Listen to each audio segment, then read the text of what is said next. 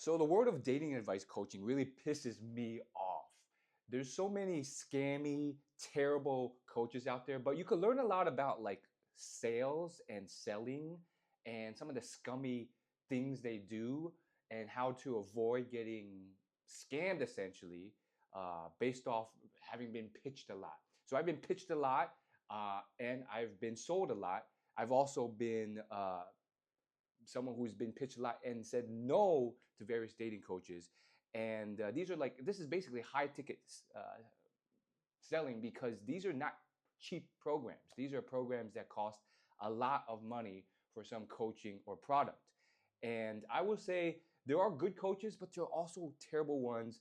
And I think the worst thing is all the different ways they'll twist everything to try and close you on a sale, and they'll turn what they don't have or what they do have, like a lack of testimonials or anything really, into a positive. Like they some of them are just like some of them are not good salespeople, and they will use the stupidest things as framing tools to make it positive. And some people will believe this stuff. So let me give you a few examples.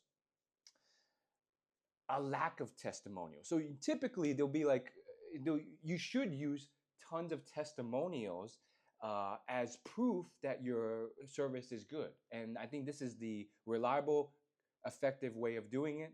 That's what you should look for. But there are coaches without testimonials or just not enough testimonials that is convincing, and they will always frame everything. And this goes into psychology and I guess manipulation or whatnot. But stupid thing didn't work on me. But they one person said the previous coach you had tons of testimonials. Did that do anything for you? Clearly, you're still not succeeding. So isn't that such a sinister thing to do? You can turn everything against you into a selling point for your program. Oh, I don't have any testimonials, but the guy before you had a ton and you still didn't succeed. So why did that help you at all? Isn't that so sinister? But I think you can learn something from that. Like everything can be framed as a positive for you. And that's probably what they do in dating. And that's why they're in some ways successful. Oh, I don't have a lot of money, but that guy with a lot of money before you, you're not with him now. Clearly, you want something more than money in your life. Everything just gets framed positively for you. And I think when used ethically, that can be a effective strategy. But when not used ethically, I think it's just or just not even ethics aside. I mean, it's just a stupid selling point, and yet that's one thing that I think will convince some people. And there's other examples.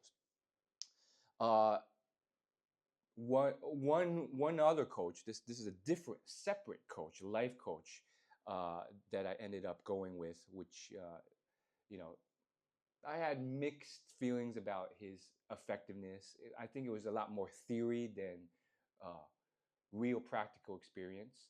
Um, he was like, all those other coaches, it's all they have all these testimonials and success. That's all marketing BS. I don't have all of that, but you know, that stuff, it's just marketing. I don't have those testimonials and results, but that's that stuff is just marketing and BS and just pixie dust and stuff. That doesn't really matter, that's just marketing to make you think it works. Once again, another way of framing what they don't have into a positive. Or another person, um, he will be like, you just got to take a leap of faith sometimes. Just take a risk. Not knowing, I've taken a leap of risk before, and sometimes it doesn't work out. Sometimes it does, but sometimes it does not. You take this leap of faith, spend a lot on this guy who has no testimonials or very few, doesn't work out. So there's so many stupid things that they do. Obviously, there's effective things that you can do as well, which I think the good ones do, which is like tons of testimonials, risk reversal with a money back guarantee refund after like the first 30 days with the program or whatnot. But it is crazy how many of them just do all these crazy things to make you buy. And I think ultimately what you want to look for, and I don't know if a lot of people when they're on these calls, they are very skeptical. It's not easy to sell them. You're on there for like sometimes an hour or 30 minutes or something, and they're hemming and hawing. Um, and sometimes they're looking at the wrong thing. So if you are a customer, what do you look for? And if you are a salesman, how do you push it forward? Well, as a customer, my recommendation would be like try and find a good amount of success stories of people who look like you, have the background that you have, who went from where you are and your skill set to where you want to go. It sounds so simple and yet so obvious, and yet not a lot of people do it. And then on top of that, think about it. Think about all the details of why that's effective. If you go with someone, and a lot of people do, you go with someone who's handsome, good looking, has tattoos, is white, and you're this Asian, awkward, skinny guy who has social skills, and this guy was naturally confident and charismatic his whole life, and that's his selling point, and he has nothing much else, no testimonies to go off, just his own success. What worked for him is not going to necessarily work for you because you have a different background, and he has the different advantages and strengths. And he may think in his head with his theory, oh, what worked for me is going to work for you. But no, this guy's got muscles, he has a different ethnic makeup, all these advantages that he may not even be aware of, that were what he thinks works. Oh, just go up to a girl and say hi and be confident and compliment her. That will not work for you because you have different things. You're not as good looking and so forth. So that's why, as a customer, that's what I recommend. As a salesperson, first off, you got to pull out their objections and then listen actively and then address them in a custom tailored way. So if it's a lack of money, there's that. If it's, I don't know if this is a good business decision or just decision to make in general, I've made a lot of bad decisions, then you address that effectively. Hey, we have, uh, there's no risk, there's a money back guarantee or whatnot.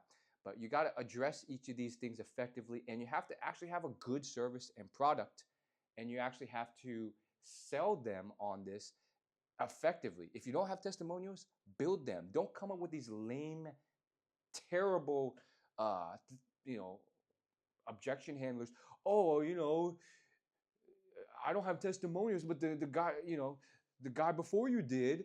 Did that work for you? That's such a cop out, dude. Just get success stories and a lot of them, and then you don't have to come up with this terrible way of addressing them, and then actually find success. Um, and I think in the dating advice world, it is so strange because I think some people they either it's more complex because it's harder to quantify what is success.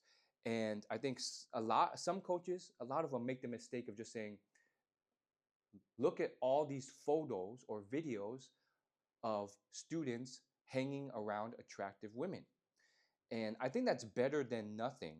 But they'll either do that or they'll have a bunch of screenshots that are pinned as a story in their Instagram stories. And it's just like testimonial successes. And you look at these screenshots and it's just like, this coach made me feel real good. This coach made me feel pumped and I'm hyped. Or I got my first date. I'm pumped. I'm hyped. And it's very like just good feelings, but like not really tangible results. Um, and so just because your students are taking photos or you took a photo with your students hanging out at a party or event or something like that, and they all just look like strangers, that's not enough. That's not really proof. I mean, they could have just met. Better to have actual photos and content and visual proof, because men are very visual. You can't just post screenshots of just text, words, and sentences. actual video content or photo content, visual content of, maybe the student dating the girl of our dreams, girl of his dreams. Now she's my girlfriend, or now I'm married to this girl, or we're on a date. Not just, hey, I snapped a quick photo of my student, or a video of my student, um, and they're just like, dancing in some party I organized for them. I mean, that's the worst. Like, you you you just like create this party or event, and then you fly your students out to the party, and then you capture content where you brought the girls, and then you make it seem like they're a success. No, that doesn't work, because you staged the whole thing. So that's not enough. Actual photos with girls can help. You don't have to go so far. I think some back in the day, some pickup artists went too far, and they would like film like actual like infield content where the girls would be with the guys, and it would be like, way too far into it, where they would like film them hooking up or something. That's too much. That's what got some of those pickup artists canceled and taken off, and banned off YouTube. You don't want to do that. But I think right now the testimonials has swung in the opposite direction, where it's a lot of just terrible stuff. It's like just like random, like uh, photos of these um, people who are just like photos of screenshots, or or success that really isn't much success, where it's just like, yeah, this coach made me feel real good, let's go. Or this random photos or videos, quick videos of your student on a content trip that you organized, and you brought the girls, and they just flew in, swiped the credit card, and they're at the event, and they're successful. No. So there's stuff like that. And you know even video testimonials where the students talking to the camera, and all they say is like, I feel real pumped, I feel like more confident, energy.